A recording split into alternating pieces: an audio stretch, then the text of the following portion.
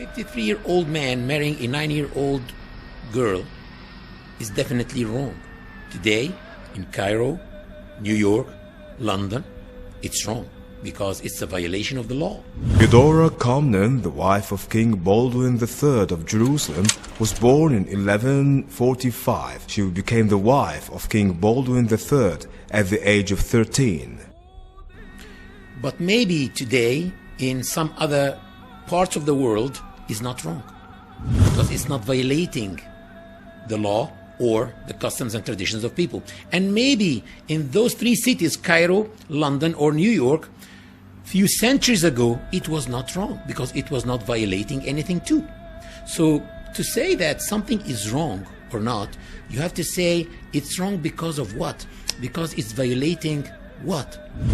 Now let's go through European palaces to see more of these cases.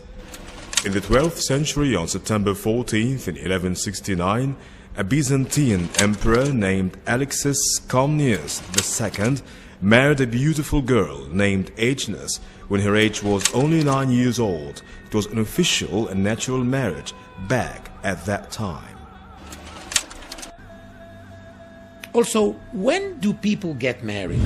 Usually people get married after they finish their studies because it's very difficult to study and be married at the same time. So in the cities you find girls getting married in the age of 22, 23 after they finish college. In the villages where usually people don't go to college, you find girls getting married in the age of 18, 19 after they finish school. What do you think was the case when there were no schools or colleges? What were girls doing? They were just getting married as soon as they reached puberty. Mary, peace be upon her, gave birth to Al-Masih ibn Maryam, or Jesus, when she was only 13 years old. Actually, today, after 1500 years, you find in the US girls getting married by the law at the age of 13. In New Hampshire, the age of marriage starts at 13 years old for girls by the consent of their parents. In Texas, 14 years old. In Missouri and Mississippi, 15 years old by the consent of their parents. Also in Spain, until 1995, it was 12 years old. And now it's 13 years old. In Canada, 100 years ago, it was about 11 years old.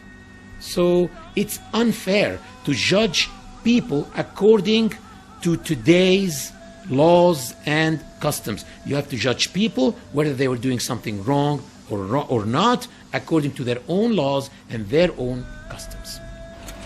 In 1184, Margaret, the Empress of Hungary, got married to Isaac II, the Byzantine emperor, when she was only 9 years old.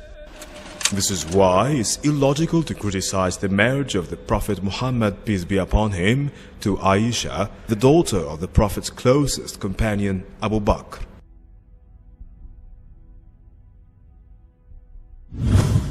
One may ask himself, did Prophet Muhammad, peace be upon him, had any enemies? You will find that the hypocrites in the Muslim community were enemies. The pagans were his enemies, and the Jews of Arabia were his enemies. And you will find that they tried by all means to tarnish his image, and they called him all the possible bad names that they can. But they did not say that he was a child molester. Why? Did they forget? That would have been an excellent way to damage this man and this new religion, but they never used it because simply it was the norm to get married to girls at that age at that time. And for those who say that she was a molested child, molested by Prophet Muhammad, peace be upon him, I ask them, do molested children love their molesters? And if you want to read the perfect love story, Shakespeare, We all know this famous British outstanding playwright and his famous play Romeo and Juliet, with which the age of Juliet, the heroine of this play, was not more than 13 years old. I recommend that you don't read Romeo and Juliet, because actually Romeo committed suicide at the end of the story. Read Muhammad and Aisha. In the very words of Aisha herself, explaining how beautiful this relationship was between her and Prophet Muhammad, peace be upon him. Lady Aisha explains that he used to race with her, and she says that when he used to drink from her glass, he used to make sure that she sees him putting his lips in the same place where she was putting her lips and to drink from the glass. Lady Aisha says that when she used to say, "Oh my God, I have a headache," he used to say, "It's me who can sense your headache in my head." Lady Aisha was so proud that he died in her arms.